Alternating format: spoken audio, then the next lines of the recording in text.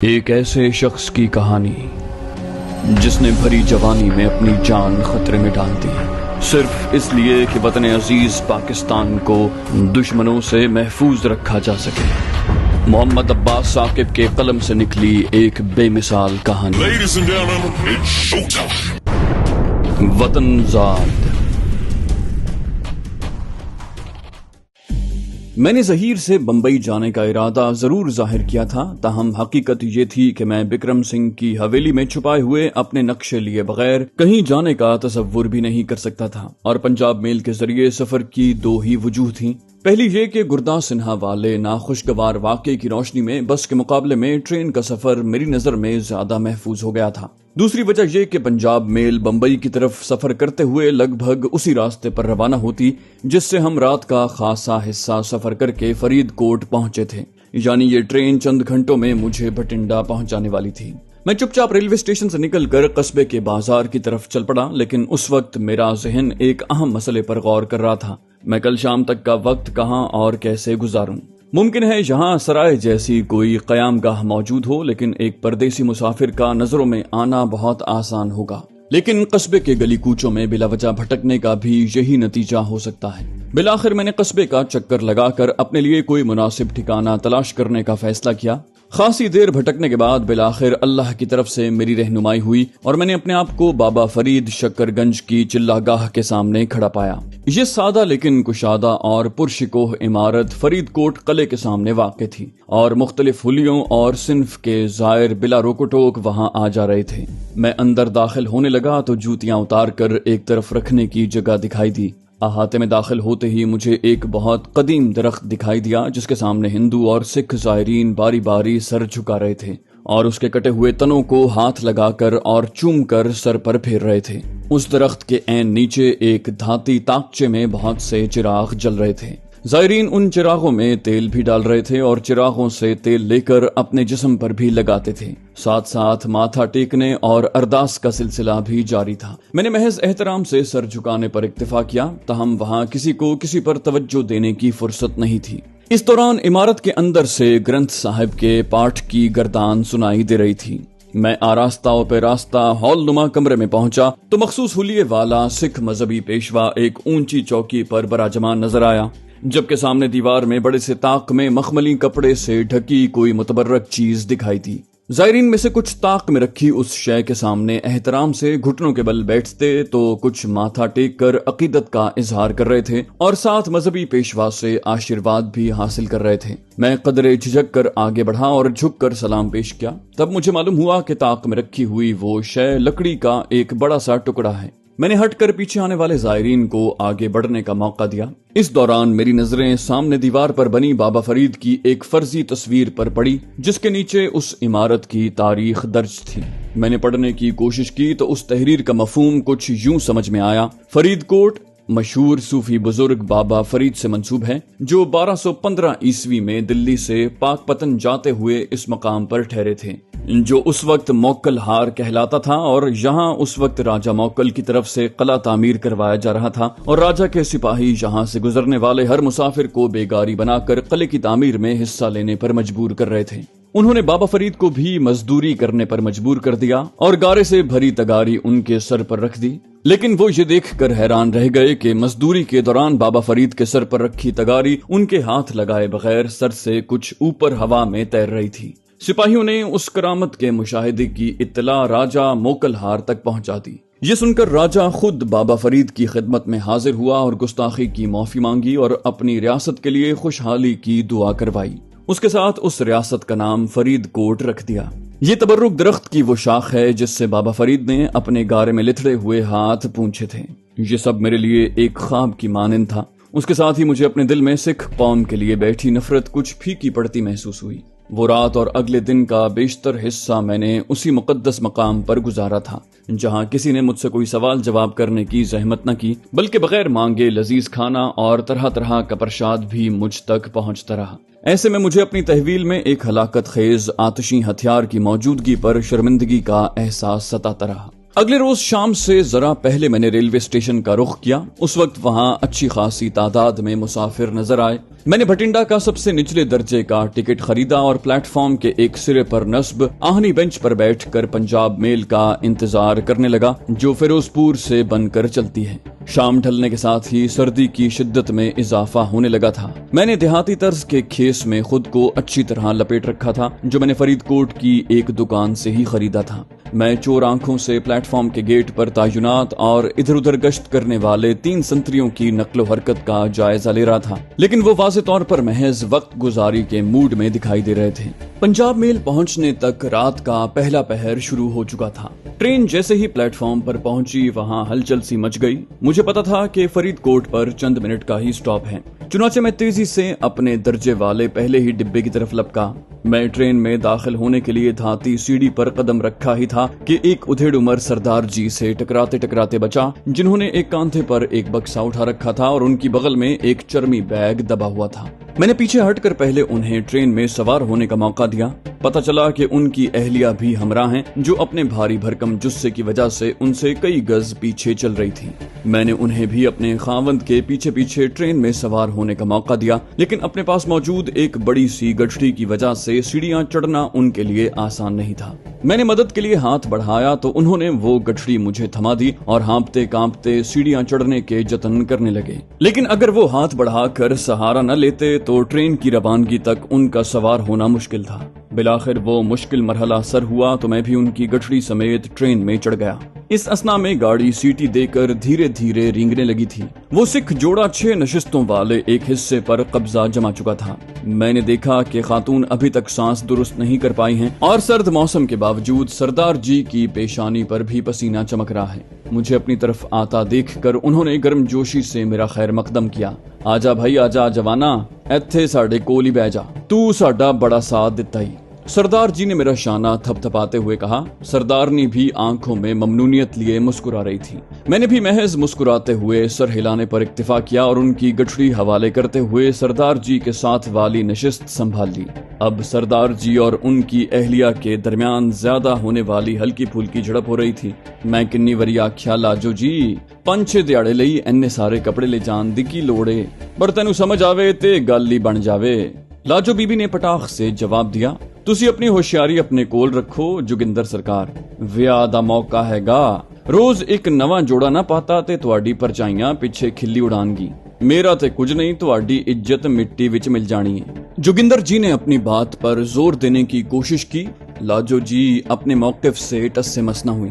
ताहम उन दोनों की लड़ाई में भी मोहब्बत और एहतराम नुमाया था। अपनी बेगम पर कोई बस न चलते देखकर जोगिंदर जी ने मुझसे इंसाफ तलब किया।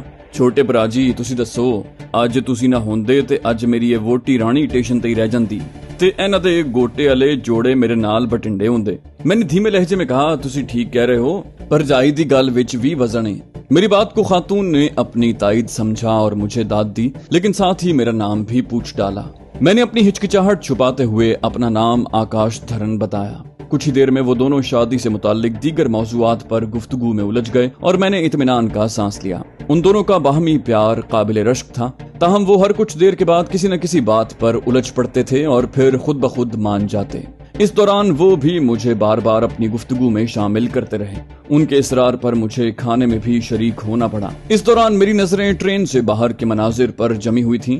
मेरी दिलचस्पी महसूस करते हुए उन मियाँ बीवी ने खिड़की के साथ वाली नशिस्त मेरे हवाले कर दी। फरीदकोट से रवानगी के लगभग आधे घंटे के बाद ट्रेन 2 मिनट के लिए कोटकपूरा के रेलवे स्टेशन पर रुकी और मुसाफिरों की एक छोटी सी टोली सवार हुई।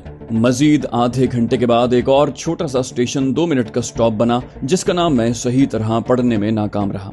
मैं अभी तक कोई खतरे वाली बात न भांप सका था, ताहम जैसे जैसे भटिंडा करीब आ रहा था मेरा इस्तराब बढ़ रहा था। एक साथ 5 अहलकारों की खुफिया पुलिस के थाने में हलाकत कोई मामूली बात नहीं है। दिल्ली तक खलबली मची होगी, जाने क्या क्या हंगामी इंतजामी सरगर्मियां जारी होंगी। इस खून खराबे को यकीनन मेरी गिरफ्तारी और फरार से जोड़ा गया होगा और मेरी तलाश जोर शोर से जारी होगी। मैं एक तरह से सीधा मौत के फंदे में जा रहा हूँ, क्योंकि उस शहर के बहुत से लोगों ने मुझे बगौर देखा है। कोई भी मुझे पहचान कर मेरे लिए मुसीबत खड़ी कर सकता है। अगरचे उस वाक्य को 2 दिन गुजर चुके हैं, ताहम कवी इम्कान है कि रेलवे स्टेशन और बस अड्डों वगैरह पर नजर रखी जा रही हो, कहीं मैं ट्रेन से उतरते ही उन दरिंदों के शिकंजे में न फंस जाऊं। अब तो जहीर भी मेरे लिए फरिश्ता रहमत बनकर नहीं आएगा, तो क्या मैं भटिंडा उतरने की बजाय आगे रवाना हो जाऊं? मैं अभी इसी शशोपंज में ही था कि लाजो भरजाई ने मुझे मुखातिब करके चौंका दिया। आकाश भरा जी, तुसी भी भटिंडे जाना है? मेरे मुंह से बेसाख्ता हाँ निकल गया, जिस पर मुझे झुंझुलाहट भी हुई, लेकिन अब कुछ नहीं हो सकता था। मेरी बात सुनकर वो दोनों खुश हो गए, लेकिन साथ ही जोगिंदर जी ने सवाल जड़ दिया, तुसी भटिंडे शहर विच रहंदे हो? मैंने नफी में सर हिलाया और अचानक जहन में आने वाली एक कहानी सुना दी। नहीं जी, मैं ते तंगवाली जाना है। मेरी बात सुनकर जोगिंदर खुश होकर बोला, ओ जी ऐ ते कमाल हो गया, सानू भी उसी पासे गुलाबगढ़ जाना है। तंगवाली ते बस 2-3 मील रह जाता जे उथों। इससे पहले कि मैं कुछ कहता, लाजो भरजाई ने खुशी से कहा, आकाश भराजी तुसी साडे नाल ही गुलाबगढ़ चलो। हवेली तो जी पपड़ गई होनी, जगह दी कोई थोड़ नहीं होनी, सवेरे तंगवाली टुर जाना। उससे पहले तो मैं उस जोड़े से जान छुड़ाने के तरीके ढूंढ रहा था, लेकिन उस मौके पर मुझे उनकी पेशकश एक नेमते खुदाबंदी लगी, खुसूसन इस उम्मीद के साथ कि रेलवे स्टेशन पर उतरने वाले एक तन्हा मुसाफिर के मुकाबले में सिख घराने के एक फर्द की हैसियत से मेरा पुलिस वालों की नजरों में आने का इम्कान वाज़े तौर पर कम हो जाता। मैंने फर्जी पसोपेश के साथ उनकी पेशकश कबूल कर ली। खुदा खुदा करके पंजाब मेल भटिंडा के रेलवे स्टेशन के प्लेटफॉर्म पर पहुंची। मैं उससे पहले ही भरजाई की गठरी और मना करने के बावजूद जोगिंदर का चर्मी बैग उठा लाया था। प्लेटफॉर्म पर उतरते ही जोगिंदर के भतीजे और एक मुलाजिम ने हमारा इस्तकबाल किया और मुलाजिम ने जोगिंदर से उसका बक्सा और मुझसे गठरी ले ली। ताहम मैंने चर्मी बैग न दिया। जोगिंदर ने उस हट्टे कट्टे नौजवान से मुतारिफ करवाते हुए कहा, ऐ मेरा शेर भतीजा महिंदरे ते महिंदर ऐ आकाश जी ने, इन्होंने साडी चंगी मदद कीती है। आकाश साडे नाल गुलाबगढ़ चलनगे। महिंदर ने खुशी का इजहार करते हुए गर्मजोशी से मेरा खैर मकदम किया। हम लोग एक टोली की शक्ल में रेलवे स्टेशन के बैरूनी दरवाजे की तरफ रवाना हुए। मैं चोर आंखों से देख रहा था कि प्लेटफॉर्म पर पुलिस की नफरी मामूल से ज्यादा है, लेकिन उनमें से कोई हमारी तरफ मुतवज्जे दिखाई न दिया। मैंने इत्मीनान का सांस लिया। जोगिंदर के इसरार पर मैं महिंदर के साथ सामने वाली नशिस्त पर बैठा और जीप भटिंडा शहर से बाहर जाने वाली एक सड़क पर चल पड़ी। महिंदर बड़ी जोशो खरोश से अपने चचा और चची से तबादला ख्याल करते हुए घर वालों और शादी की तैयारियों का अहवाल बता रहा था। उनकी बातों से पता चला कि जोगिंदर के बड़े भाई हरमिंदर की बेटी सिमरन 4 दिन बाद अपने घर की होने वाली है और खानदानी हवेली में जश्न का समा है। महिंदर ने चचा और चची को खबरदार किया कि उन्हें इतनी ताखीर से पहुंचने पर घर वालों की खरी खरी सुनने के लिए तैयार रहना चाहिए। इस दौरान वो लोग मुझे भी बातों में शरीक करते रहे, लेकिन इस दौरान मेरा जहन तेजी से आने वाली सूरत हाल के बारे में सोच रहा था। मेरी ख्वाहिश थी कि गुलाबगढ़ में रुकने की बजाय सीधा भागो गांव रवाना हो जाऊं। मेरा सुबह के वक्त वहां पहुंचना बेसूद होता, क्योंकि मैं रात के अंधेरे में ही बिक्रमजीत सिंह की हवेली में दाखिल होने की कोशिश कर सकता था। लेकिन सर्दियों के मौसम में इतनी रात गए तंगवाली पहुंचने पर इसरार भी उन पुरजोश देहाती मेजबानों को अजीब लगता। मैं सोच रहा था कि वैसे भी बगैर सवारी के इतनी अंधेरी रात में भागो गांव पहुंचना अपनी जगह एक इंतहाई कठिन मरहला होगा, जबकि रास्ता भटकने और कुत्तों की फौज का सामना होने के बाद भी कवी इम्कानात हैं। बेहतर ये रहेगा कि कल सुबह यहाँ से मैं तंगवाली के लिए रवाना हो जाऊं और सारा दिन किसी तरह गुजार कर शाम ढले भागो गांव का रुख करूं। मेरी सोच का ये सफर पूरा होने तक हम लोग गुलाबगढ़ पहुंच गए, जो एक बड़ा सा गांव साबित हुआ। एक बड़े से अहाते में वाक़े अजीमुशान हवेली जोगिंदर के खानदान की बुलंद माली हैसियत की दास्तान सुना रही थी। जीप के अहाते में दाखिल होते ही हवेली में हंगामा बपा हो गया। यकी बाद दीगरे हवेली के मुख्तलिफ हिस्सों से छोटी बड़ी उम्र और जिन्स के दर्जनों लोग बरामद हो रहे थे और जोगिंदर और लाजो भरजाई का खैर मकदम कर रहे थे। इस दौरान मेरी हैसियत महज तमाशाई की रह गई थी। चुनाचे मैंने महिंदर को तलाश करके दरखास्त की कि मुझे मेरी शब गुजारी के मकाम तक ले चले। उसने मुझसे पुरजोर माजरत की। कुछ ही देर बाद हम हवेली के बाहर के रुख पर वाक़े एक कमरे में मौजूद थे, जो गालिबन पहले से बतौर मेहमान खाना इस्तेमाल हो रहा था। वहाँ देहाती तर्ज की 2 पलंग नुमा चारपाइयों पर गर्म बिस्तर लगे हुए थे। महिंदर ने मुझसे खाने का पूछा और मेरे इनकार करने पर जाए हाजत का बताकर सुबह मुलाकात का वादा करके रुखसत हो गया। میں نے کمرے کا دروازہ بند کر کے بستر سنبھالا اور موٹی رضائی کی گرمائش سے لطف اندوز ہوتے ہوئے خدا کا شکر ادا کیا۔ مہندر ایک بڑی سی لالٹین بھی میرے کمرے میں رکھ گیا تھا۔ کچھ دیر کے بعد میں نے لالٹین کی لو کم کر دی اور سونے کی کوشش کرنے لگا۔ شاید کئی دنوں کے بعد آرام دہ نیند میسر آنے کی وجہ سے صبح کافی دیر سے میری آنکھ کھلی۔ اس دوران کسی نے مجھے اٹھانے کی بھی کوشش نہیں کی۔ کمرے کی کنڈی بدستور لگی ہوئی تھی، باہر بھی خاموشی چھائی ہوئی تھی۔ میں اٹھ کر باتھ روم گیا اور واپس آ کر ہلکی پھلکی ورزش کے بعد ایک بار پھر بستر میں گھس گیا۔ مجھے کوئی جلدی نہیں تھی۔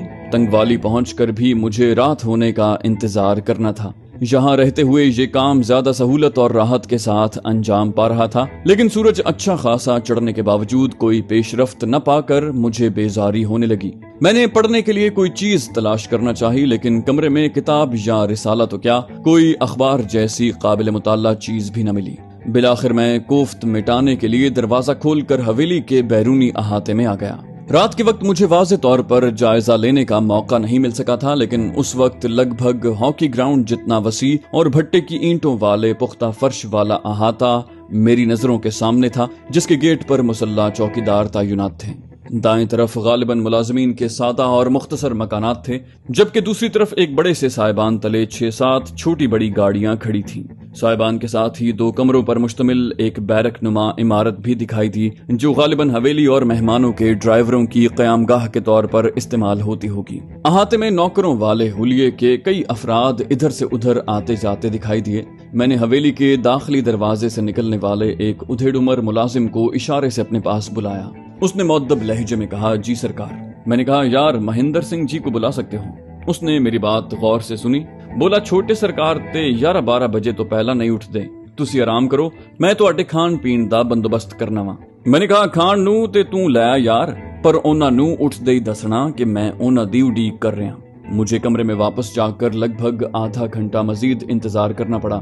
دروازے پر آہٹ ہونے پر میں نے چونک کر دیکھا تو لاجو بھرجائی اندر داخل ہوتی نظر آئی۔ وہی نوکر ناشتے کا طباق اور لسی سے بھری ایک چھوٹی سی مٹکی اٹھائے ساتھ تھا۔ وہ بولی، معافی چاہنی آکاش جی، ناشتے چ دیر لا دتی، ساری حویلی چ راتی تکر جگار رہی، چھوٹے وڈے سردار تے حالی تکر نندر پوری کر دینے پئے۔ میں نے لاجو جی کو کہا، معافی دی کوئی لوڑ نہیں بھرجائی، مینوں پتا ہے ویاہ دا کار ہے۔ میری بات سن کر وہ خوش ہو گئی، بولی، ہائے تو کنا چنگا منڈا ہے، تو مینوں بھرجائی نہ بلایا کر، رب نے مینوں کوئی ویر نہیں دتا، اج تو میرا ویر ہے سمجھا۔ لاجو کے لہجے میں اتنا پیار بلکہ ممتا تھی کہ بے ساختہ میرا دل بھر آیا۔ اس سادہ لوح عورت نے یکا مجھے کراچی میں منتظر میری بہن تہمینہ کی یاد دلا دی۔ لاجو نے پلک جھپکتے میں میری جذباتی کیفیت محسوس کر لی۔ اس نے میرا سر اپنے شانے سے لگا لیا۔ میں کوشش کے باوجود اپنے آنسو نہ روک سکا۔ اس نے مجھے جی ہلکا کرنے کا پورا موقع دیا۔ غنیمت یہ رہی کہ اس دوران ملازم غالباً اس کے اشاروں پر وہاں سے جا چکا تھا۔ لاجو نے مجھے اپنے سامنے بٹھا کر ناشتہ کروایا اور میرے منع کرنے کے باوجود بھوک سے کچھ زیادہ ہی کھلا دیا۔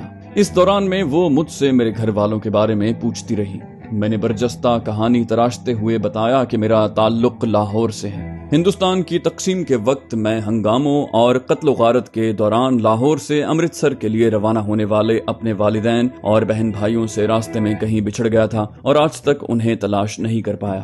رب جانے وہ زندہ بھی ہیں یا نہیں۔ اس دوران پنجاب اور دلی سمیت گرد و نواح کے مختلف شہروں میں بھٹکنے کے بعد مایوس ہو کر تنہا زندگی گزارنے پر قانے ہو گیا ہوں۔ تنگوالی میں کوئی مستقل ٹھکانہ نہیں ہے، بلکہ ایک عارضی سی ملازمت کے سلسلے میں وہاں میرا قیام ہے۔ مجھے اس نیک دل عورت سے دروغ گوئی کرتے ہوئے شرمندگی تو محسوس ہوئی، تاہم میری توقع کے عین مطابق وہ میری درد بھری کہانی سے بہت متاثر ہوئی۔ اس نے اصرار کیا کہ میں نہ صرف اس کے جیٹھ کی بیٹی کی شادی میں شرکت کے لیے آؤں گا، بلکہ ان کے گھر فرید کوٹ بھی وقتاً فوقتاً آتا رہوں گا۔ میں نے وعدہ کر لیا تو وہ خوش ہو گئی۔ بولی، ویر تو تھوڑا ٹائم ہور اڈیق کر لے، میں ہونی جا کے مہندر نو جا کے تواڈے کول بھیجنیاں۔ اس نے جاتے ہوئے کہا۔ اس پر میں نے اسے منع کیا اور کہا کہ تنگوالی یہاں سے زیادہ دور نہیں ہے۔ اس پر اس نے کچھ سوچ کر تفکر بھرے لہجے میں کہا، میری گل من لے آکاش ویر، جاگن بعد مہندر جی پتے ویاہ دا سدا پہنچان نکلے گا، تو اودے نال تنگوالی ٹر جانا، تواڈا کلیا باہر جانا ٹھیک نہیں۔ اس کے لہجے میں موجود اصرار اور تفکر نے مجھے چونکا دیا۔ میں نے کہا کہ مجھے اس کی بات ماننے میں کوئی اعتراض نہیں ہے، لیکن میں اصرار کی وجہ ضرور جاننا چاہتا ہوں، خصوصاً اس جملے کا مطلب کہ میرا اکیلے باہر جانا ٹھیک نہیں ہے۔